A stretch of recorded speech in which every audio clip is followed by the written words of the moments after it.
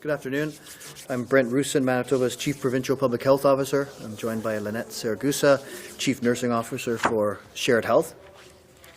Today we're announcing 3 deaths due to COVID-19, 2 in Southern Health Santé Sud and 1 in the Winnipeg Health Region.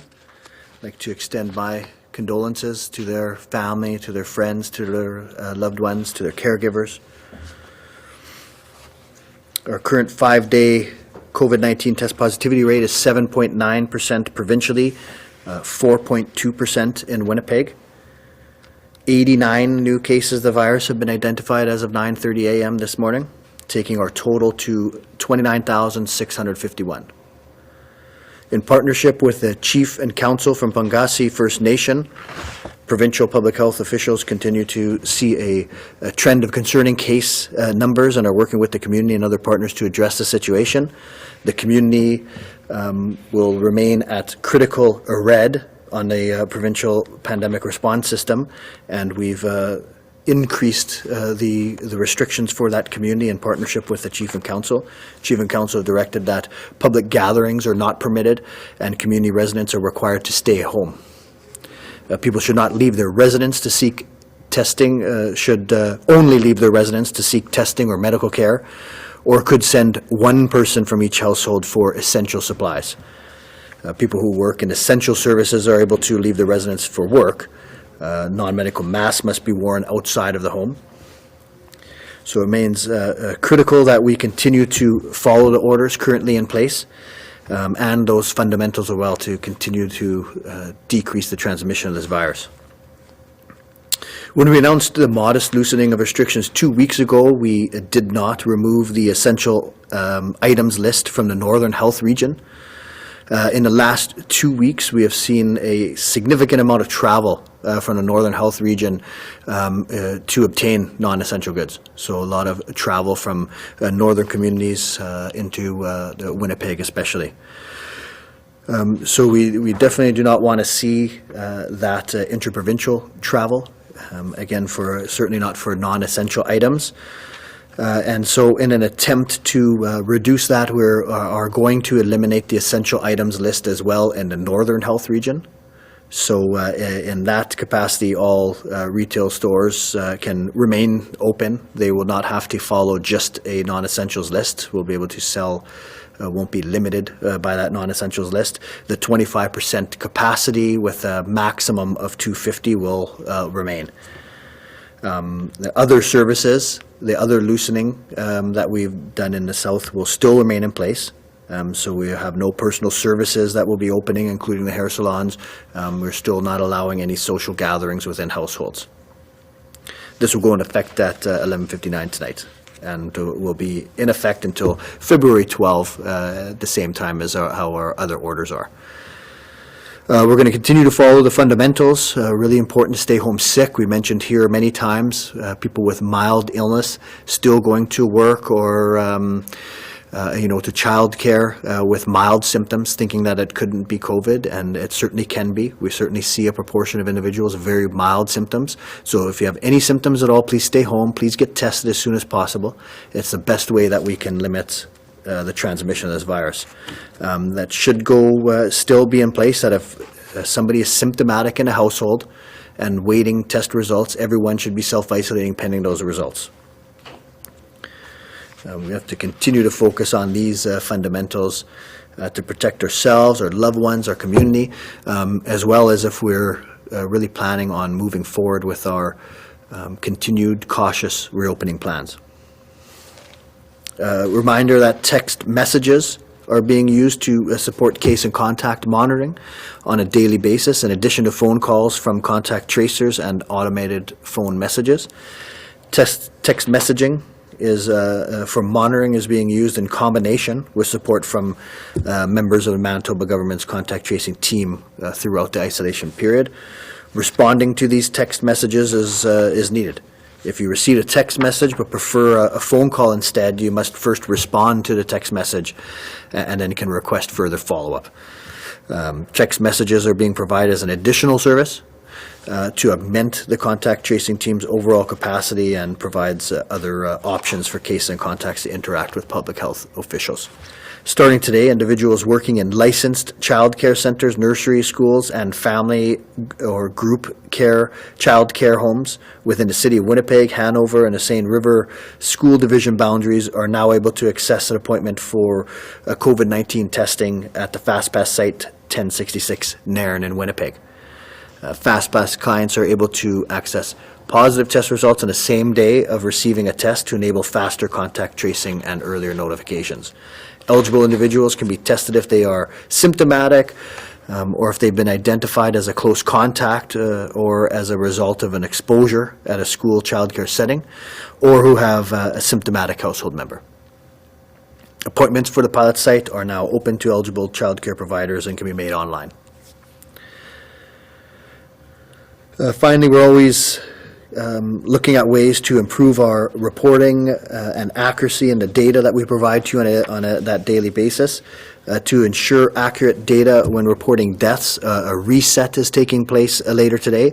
This will put into place further checks and balances to increase consistency. It will also improve the regional data that we provide by allowing for additional review and confirmation. This means that there will be no death data reported tomorrow, Tuesday, February 2nd. We'll update and recap this information on Wednesday, February 3rd. So thanks, and I'm going to pass it over to Lanette. Thank you. Good afternoon, everyone. So we are continuing to see our COVID-19 related hospitalization numbers improve and stabilize. Today, there are 255 COVID patients in the hospital as of this morning, and this is the lowest number that we have seen in hospital since November 18th. There are 102 patients who are in the intensive care units throughout the province, 38 who have COVID-related illnesses, as well as 25 of our 58 patients who are on ventilators have or had COVID. These numbers represent considerable progress from nearly 2 months ago when we peaked at 388 hospitalizations and 129 patients in the ICU. The number of COVID outbreaks throughout the province also continues to improve.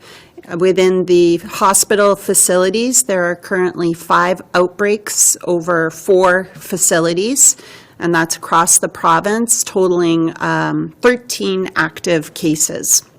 Meanwhile, in the personal care homes, there are 26 outbreaks occurring throughout the province. 22 of these outbreaks have 1 or less active case counts, and 14 of these outbreaks actually have 0 active cases, but they're working through the incubation period. So in total, amongst the personal care homes, including residents and staff, there are 50 active cases throughout Manitoba. The sick time for staff also continues to improve as we look at case counts and test positivity rates throughout Winnipeg. We can see that being reflected now in healthcare staff's sick time. Approximately 94,600 hours were lost to sick time in this most recent 2-week period in the Winnipeg Regional Health Authority. And this is still a lot, but it's actually comparable to the averages that we've seen over the past 5 years. And actually in the same time period, it's a little bit lower compared to 2018. So we're happy to see that improvement. There were also, in this last week, 16 positive cases diagnosed for COVID involving healthcare workers, and this was ending January 28th. There were 10 cases in Winnipeg, 4 cases in Prairie Mountain Health Region, 2 in Southern Health Santé Sud, and 0 in Interlake Eastern and Northern Regional Health Authorities. Again, just for a comparison, in early to mid-December, we had 83 healthcare workers who tested positive for COVID in a 1-week time span. With regards to surgery, we continue to slowly and steadily increase the surgical capacity throughout the province. Here in Winnipeg, an additional surgical slate has been added today at the Misericordia Health Centre, where they will be doing more eye surgeries as well as pediatric dental procedures. And an additional slate is tentatively being planned for Concordia Hospital, where they will be able to do more orthopedics, spine surgeries, and plastic surgery cases. Electromyography is a test which explores the brain activity, and it's for patients who have neuromuscular or neurological disorders. So those will be restarting shortly at Riverview Health Centre. In Southern Health Santé Sud, Carmen Hospital will be resuming their endoscopy procedures today, and additional surgical procedures have already previously been resumed at the other sites throughout this region. And finally, surgical capacity has also been added over the past 3 weeks in Northern Regional Health Authority at Thompson General Hospital, as well as various locations throughout Prairie Mountain Health, including Brandon Regional Health Centre. So as we start to shift the work back to our normal activities, our normal service deliveries, including surgery, staff are beginning to now be redeployed out of those high priority COVID areas, including personal care homes, critical care, and medicine, and gradually coming back to their home units. This is intended to be a slow and cautious shift because we do have to still continue to care for COVID within our facilities. So just want to ask for people's patience. I understand they want to get back to where they came from, and we totally understand that. But we're just trying to really balance the needs within the system, and as soon as possible, we will be communicating more information as it comes. So these numbers, these improved numbers across the board, really is the efforts of all Manitobans making so many sacrifices for so many weeks and months. So I just want to acknowledge all those efforts, all those sacrifices, and we're definitely going in the right direction. Dr. Roussin knows I love double-digit days like today. I would also, though, encourage everyone, we want to keep going in this direction, so please stay safe, continue following the restrictions, and as we wait for this vaccine to continue to be distributed. But it's great momentum, and we're really excited and hope to get back to normal soon. And with that, we can open the line to questions. Thank you. A reminder to our reporters on the line, you will have 1 preliminary and 2 follow-up questions. Up first this afternoon from City News, Jonas. Good afternoon, folks. Ms. Siragusa, just want to touch base with you today. These are some of the most positive numbers I think we've heard in quite a while on the healthcare front. Just maybe a sense of the mood within the system amongst healthcare workers that have been in this marathon for so long that are maybe now seeing some relief. Yeah, I think knowing that there's light at the end of the tunnel is reassuring and definitely gives some hope. But I would say we still feel a little bit in a precarious situation. Not everyone has gone back to their home sites. There's still nurses who are working in the personal care homes. There's still staff who have been redeployed to critical care. So they're anxious to get back. They understand the demands. So it's really a mixture of emotions, I would say, and I would say anyone who's actually struggling at the pace at which this is going, that they should be reaching out, talking to their managers, getting as soon as we can share information, we will. We know everybody wants to go back to normal as soon as possible, but it is going to be a slow, steady, cautious change. But overall, you're right, it is very positive and we're going in the right direction, and we're very grateful for that. As a follow-up, Ms. Siragusa, just on the active hospitalization numbers, is this one of the key metrics you guys are going to be looking at as we move forward? I assume this is probably one of the better ways you can judge caseload and the impacts right now? Yeah, we've always looked at a variety of different metrics in order to determine what our next steps are. So part of it is for sure the hospitalization and the critical care, but also looking a little bit looking at the testing volumes, the numbers, the positivity rates, and the number of people who are isolated, because those potentially will be coming our way. So we're seeing those numbers are looking better. People are following the public health recommendations. So yes, it's definitely looking better. The critical care numbers are not going down as quickly as we thought they would, and that's likely the nature of COVID. When you have to be intubated and your lungs are affected, it takes some time to recover from that. So we're hoping it's just a delayed response, and we'll be seeing those critical care numbers improve soon as well. Thank you for that. And as we progress here over the last couple of weeks, the North has been really exploding. Just maybe outline maybe some of the plans that are in place for enhanced care, and what is going to happen as folks in the North maybe need more hospitalization or ICU admissions as things go on. Well, I'll start, and then Dr. Roussin maybe can jump in as well from a public health perspective. There has been really great collaboration with our First Nations partners. They're proactive, doing everything that they can to minimize the spread in their communities.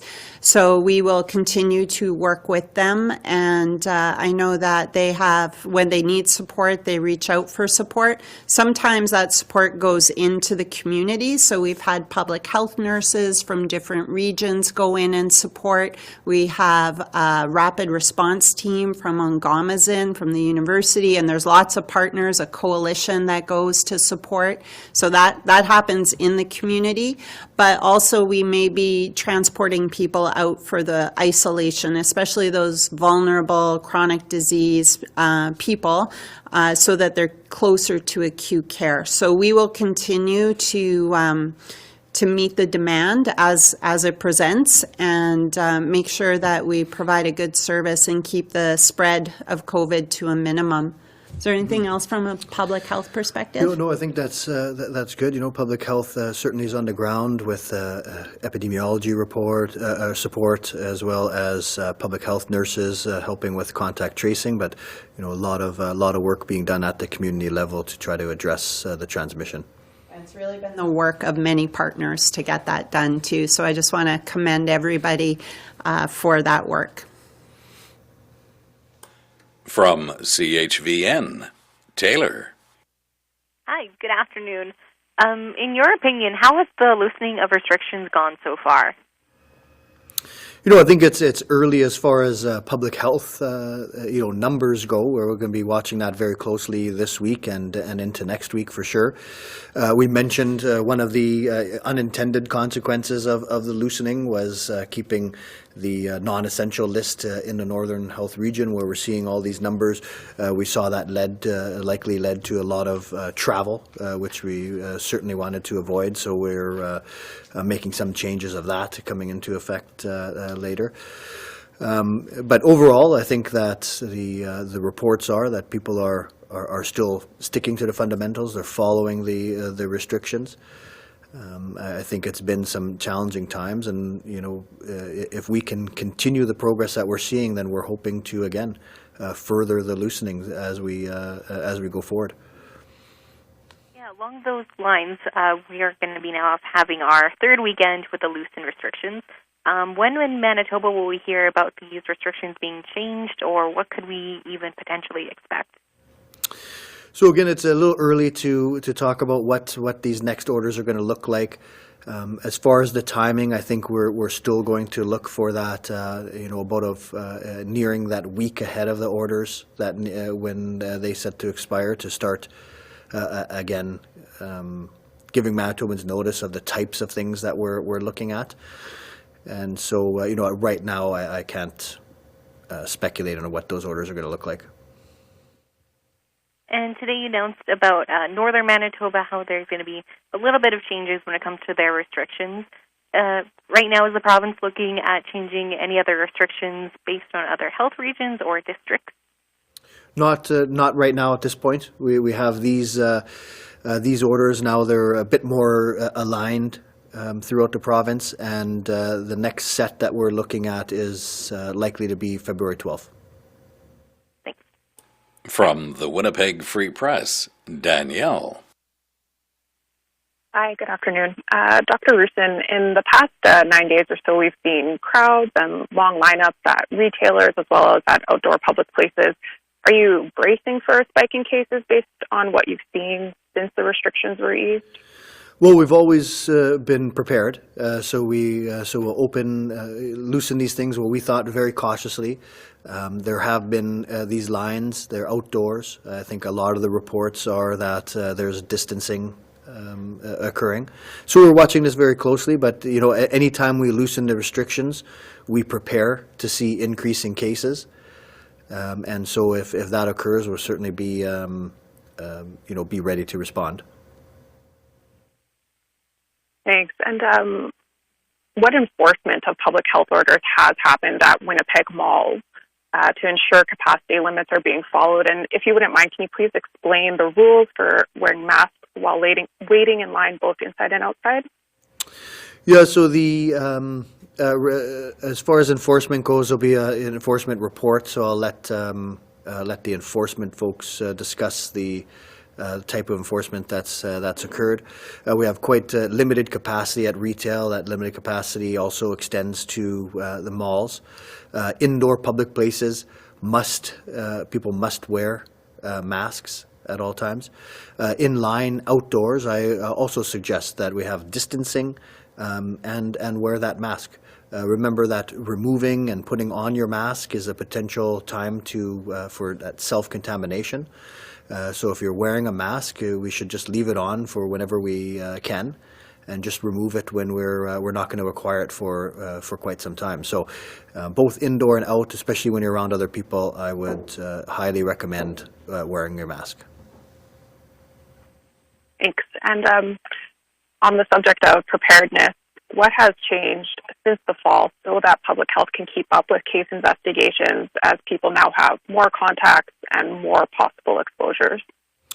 Yeah, so there's improvements in in every sort of aspect of the public health response, right? So first is case identification. So we have a lot of capacity for testing. We have some rapid testing available.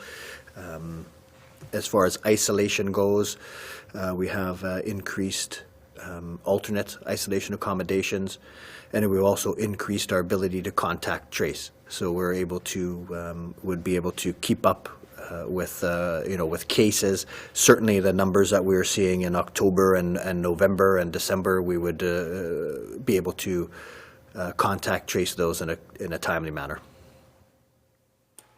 From the Brandon Sun, Michelle. Good afternoon.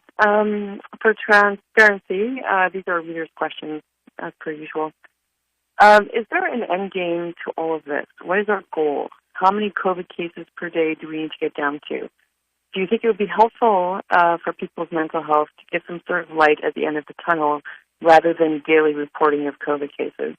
This can be quite discouraging, especially for people who are lonely, at risk of bankruptcy, etc. Yeah, I think there's a lot of things going on right now with the pandemic. There's people who are directly affected by the pandemic. People who have gotten sick or lost loved ones due to the pandemic. There's people who are affected because of being out of work or their business being affected. So there's a lot of things going on. I think we've always mentioned that just like any pandemic, there will be an end to this. There will be a time when we get back to normal. We have the vaccine into Manitobans' arms in less than a calendar year after the agent had been discovered, which is quite amazing. And so there is light at the end of the tunnel. We can't simply just say what a specific number is of cases each day, because there's a myriad of indicators that we have to look at, including healthcare capacity. But I think that, our goal here is to keep these numbers down while we roll out this vaccine, get the most vulnerable Manitobans protected. And our goal is to gradually and cautiously reopen things here at the same time. Thank you. Second question. The province appears to have stopped listing possible exposure points at Brandon area schools. None have been listed thus far in 2021, despite the fact that the Brandon School Division is sending out letters of notice for at least 4 cases in schools so far this year. What changed in the province's reporting, and is the province attempting to downplay the risk of transmission in schools? Yeah, we're certainly not downplaying transmission anywhere. We report on cases and, on contacts. So, as far as the reporting online goes, I think that's being reviewed and being worked on. The real issue, and just like how our reporting goes with, public places, is we're going to inform contacts. So the most important thing is we inform contacts. So if there's a case in the school, we'll inform anyone that we feel is a contact or part of a cohort that's a contact, and do the appropriate investigations that way. And so similar to any other investigations, if there was no risk of exposure to the public and we are able to contact all the people affected, then that's the approach we take. Okay, thank you. My final question, I finally get to ask a hockey question. What is the plan for the Western Hockey League, so the Wheat Kings and Ice? Alberta has approved a return to play for the WHL. Will Manitoba do the same? If not, why not? Yeah, we're actively reviewing that plan right now, but we haven't made a final decision on it. You're working on that? Is Yes. that when sorry? Yes. Okay. From CJOB, Will. Hi, good afternoon, everybody. Dr. Roussin, daily case numbers still relatively high in the northern region, but also quite a bit lower than they were a few weeks ago. So I'm wondering, what's your take on the situation up north, and do these lower numbers mean the situation is becoming contained? Yeah, so we're seeing different epidemiology in most of the province compared to the north. We're seeing some isolated outbreaks, in the north, as well as some transmission in Thompson as well. So we're a lot of work being done to try to get on top of that, and then we'll look in say Winnipeg, where we're seeing a significant decrease over time. And so we'll continue to watch that. We have, we've tried the targeted approach in the past. We tried it quite recently, and it's difficult to have a very targeted approach with the public health measures, because we see how it can get bypassed just with travel, with mobility. So we'll continue to watch that. A lot of work is being done in North with a lot of partners, a lot of collaboration, and so we'll get those numbers down as well. And and this is likely going to allow us to continue with our progress moving forward with the slow, cautious reopening.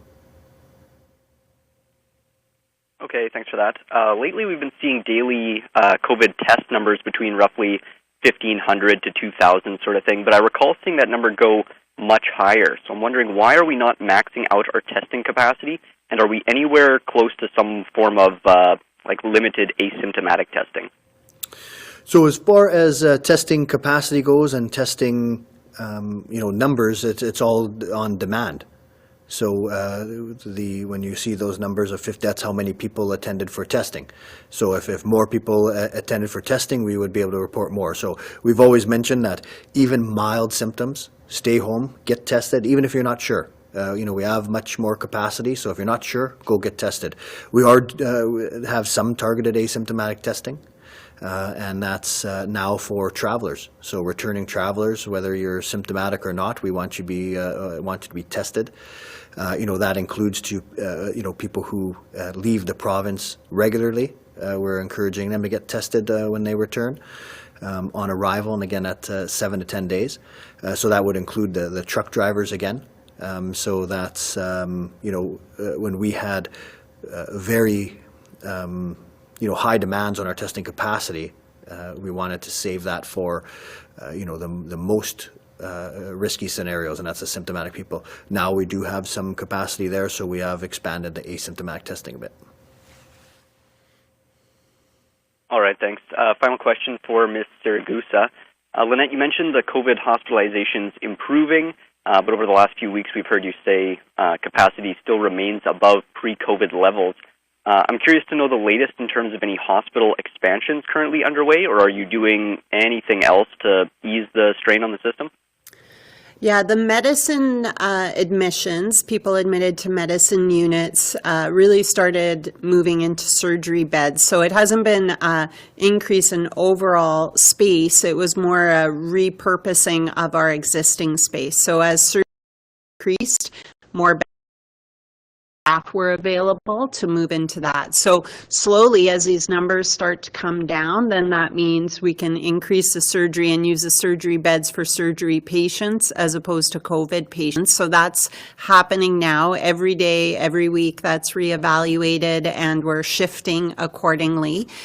With the critical care, as I think everyone knows, our baseline is 72. So we still are over 100. We're not looking to expand the space at this time unless we see the testing numbers dictate that's what we need to do. So right now we're just keeping level at where we're at and planning for when we can start decreasing when the demand for critical care starts to slow down. From the Winnipeg Sun, Scott. Hi, good morning, or good afternoon, sorry, to both of you. Scott Phillips from the Sun here. Dr. Roussin, Dynacare is offering antibody tests now in the province. I think they're doing it in Ontario as well. It costs something around $80 and need a doctor referral for it. But, you know, it is an option for Manitobans, it appears. Is it something you recommend for people to do, and what benefit would it have, or I suppose any kind of disadvantage to it? So that's just the thing. There isn't a lot of a clinical benefit for it. We don't know a lot about these antibodies. Just because you have a positive antibody test, we don't know that means you're immune. So there's limited benefit in that area. There's certain clinical scenarios where it might be a little bit beneficial, and in that aspect, clinicians can call the lab and ask for that testing. So it is offered here, but just on an individual clinical level, very little utility. Seroprevalence studies, they can be useful and are certainly being done, but just at the individual level, there's not a lot of utility to it at this point. Thank you for that. Over the weekend, the Church of Restoration, I think that's what it's called, in Steinbeck, the one that's been in the news quite often, gathered, posted videos of that. You've talked about the ability to issue a shutdown order before. Is that something that you would be considering at this point? So, there is an ability to have a health hazard order and close a premises that was posing a health to the public. I think there's a lot of enforcement options, and so we'll hear more about enforcement tomorrow on it. I think that it's, to pretty much everyone, this has been a real difficult time for various reasons. And but we could see that these restrictions have a beneficial effect. We can see our numbers coming down. We can see that our healthcare system is starting to get, back to care for all Manitobans. And things like this just put us all at risk. So it's not enough to just assess your individual risk and make a decision on whether the risk is outweighing the benefit for you. The issue is it puts us all at risk, and that's why we have these public health orders. So, we hope that we can get back to a lot of the things we love and miss soon, but these type of things compromise our ability as a province to do that. Thanks for that. And my final question, and I understand you're not the former education minister, but one of the province the province made prior to schools reopening during the summer there was one of transparency, including listing all the schools with exposures online. It was promised to Manitobans, especially the parents, obviously, that would happen during this school school year. And so it seems then, that these cases obviously haven't been posted. I guess I'm wondering, and you might not be the one that can answer this, but you're the one here today. Why was the decision made to break that promise? I don't think that there is an issue with the transparency. So the most important thing with any case investigation is to get the case identified and isolated and in a contact investigation. So this is what's happening. Letters are going out to parents. Letters are going out to families affected at affected schools. So as far as transparency goes, I don't think that's an issue. As far as the way it's reported, I'm not sure about how or what specific sort of decision was on just some of the reporting online. So maybe we can get some more information on the specifics. But I think there's still more working. But to be clear, I don't think there is an issue with transparency. If your child is at a school or in a class that had a case, you're going to be notified. From CBC Radio Canada, Gavin. Hi, Dr. Roussin. Gavin from Radio-Canada here. Was reopening non-essential stores in the north really the only solution you had in this case? I think to some people this might look more like a capitulation to those who don't respect sort of the spirit of healthcare orders. So when we make these orders, we have to consider a number of things. We have to consider, the disease dynamics, the transmission dynamics of the virus, but we also have to consider human behavior and what's realistic as far as what we can enforce. And so we had these measures in place. You're right. The spirit of the order was that because there was a lot of transmission in the north, we wanted those orders to be followed as before, because we can see from the restrictions that they work. So I think that we always have to be able to rely on what we think is going to be the best for Manitobans. And so in this place, we did feel that the non-essential items list, lifting that was of lower risk, and that's why we allowed it in the south. Seeing the amount of travel that occurred, we think that lifting that list in the north is far less risky than the amount of travel we were seeing. And as far as what other sort of realistic approach other than messaging, I don't think we had a whole lot in our arsenal. Thank you for that. Where are the cases coming from in the Interlake? The numbers, I asked the question last week, but the numbers do seem to be creeping up there. Yes. So, so we did see some cases in Pangasi where we are issuing this new order, and that's a significant number there. Further, we'd have asked you to have specifics regarding that community from the First Nations themselves. Thank you. And finally, Ms. Siragusa, what's the backlog of surgeries and non-urgent procedures like in Manitoba? Are you anywhere close to taking a bite out of it with the resumption of these procedures? Well, we're starting, last week we did in Winnipeg 219 additional surgical procedures, but our backlog is bigger than that. We don't have exact numbers, but what we are using is a comparison of the number of procedures we did last year compared to this year. So in the late fall, when we slowed down surgical procedures, it's about 5,000 cases, the difference between last year and this year.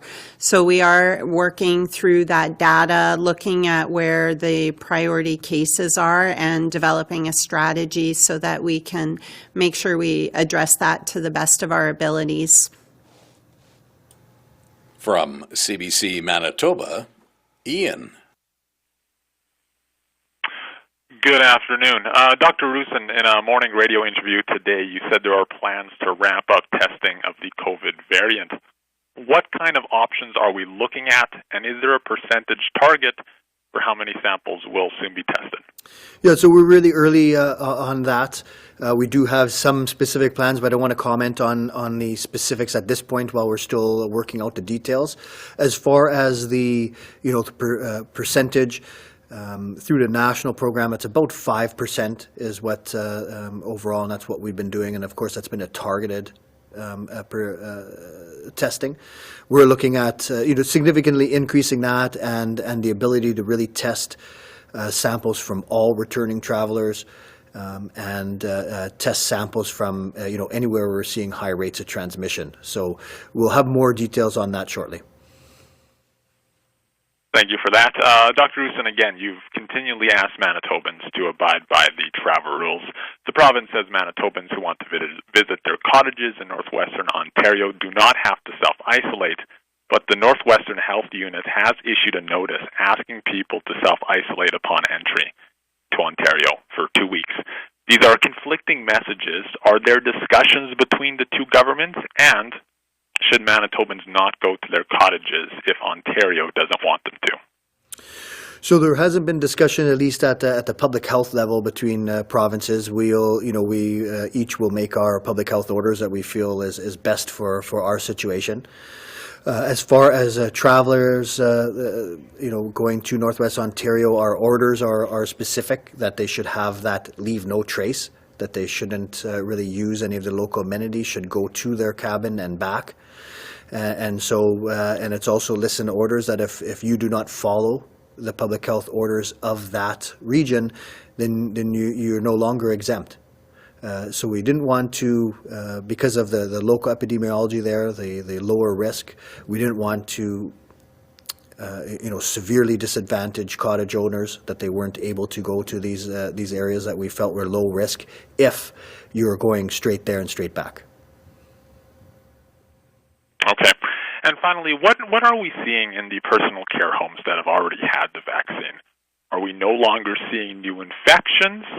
And within personal care homes, is there a percentage for how many adults have gotten the vaccine willingly and those who maybe have said no? So, uptake I know has been reported as very good. I don't have a specific number, but I hear high 90s of residents. As far as outbreaks go, we can see the outbreaks diminishing over time, and that's likely a result of just diminishing community-based transmission.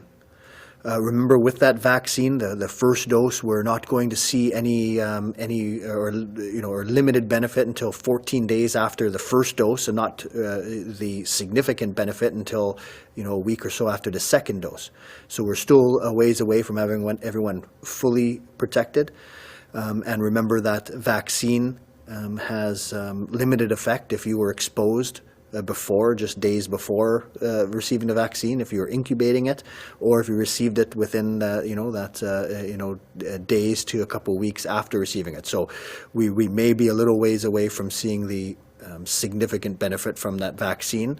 Nonetheless, it was I think a tremendous feat to get those personal care homes the first dose ahead of schedule, and I think it's really a win for Manitobans.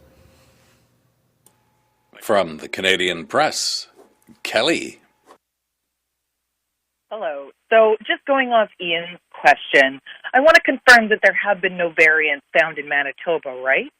We have not found any of the variants of concern here in Manitoba.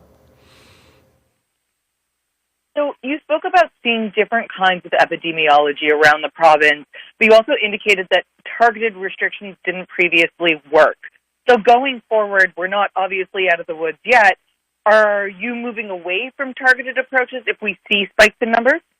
Well, I don't think it's off the table. We're going to review and see how best they can work.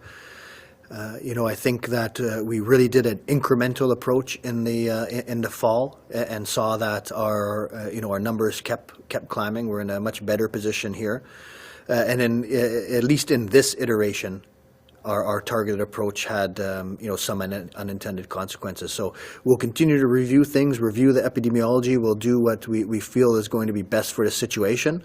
But I think this has raised some caution towards the targeted approach. And you've obviously spoken to this many times before, but can you explain again what some of the challenges in the Northern Health region are that makes it more difficult to respond to the pandemic and keep its numbers lower? Well, so that's at a number of areas. One, we know this virus transmits through prolonged contact and crowded areas, and so we know that in many northern communities there's crowding within households. We know that it's much more difficult to isolate, especially in isolated communities. So the people need to be moved out of the community to properly isolate. And we know that there's less access to health care the more remote and isolated you are. So there's a number of issues that go on, but I think the rapid response teams, the number of collaborators, the First Nations leadership have all really stepped up and are doing tremendous work to bring down those numbers. And I think that we'll be able to see that progress pay off in the near future. And our final reporter this afternoon from CTV Winnipeg, Michelle. Hi, just for Dr. Roussin, why not also limit travel to the north as we did in the beginning as well if we're going to prevent people from the north coming to Winnipeg? So we do have the northern travel restrictions. They're still in place, and they were focused more at the direction traveling to the north. Obviously, has some exemptions on it. There's we had the targeted approach with keeping those restrictions in place. We didn't end up having our northern restrictions apply to travel of northern residents back down south. Certainly, that's the intent of it. So I think there's a lot of challenge with these type of travel orders, a lot of challenge with enforcement, and so I think that right now this is probably the right balance with just lifting the non-essential items list. Okay, I also wanted to ask you, what more can be done from a public health perspective if continued increasing fines aren't enough to deter certain people or organizations from having gatherings? So public health, provides the recommendations on what sort of restrictions should be in place and for how long. Exactly how they're enforced is not necessarily public health's area. And so, there are some options there. There's fines. We've increased fines over time. For immediate threats to public health, we have things like health hazard orders, which would require things to be closed until that risk is gone. So there are options there, but, we also have a lot of enforcement people working on this as well. Okay, I also wanted to ask, would you consider testing personal care home residents for variants? Just because where we have the variant in Canada, it seems to be taking a pretty large toll on personal care homes once it gets in there. Would that be a targeted population you would look at? Certainly, if we saw a transmission right now, that would be tested. So all outbreaks and things are being tested. I think moving forward, we're looking at ways to expand the amount that we're sequencing, and so yes, that would be a good spot to include that. And this concludes our media briefing. Thank you.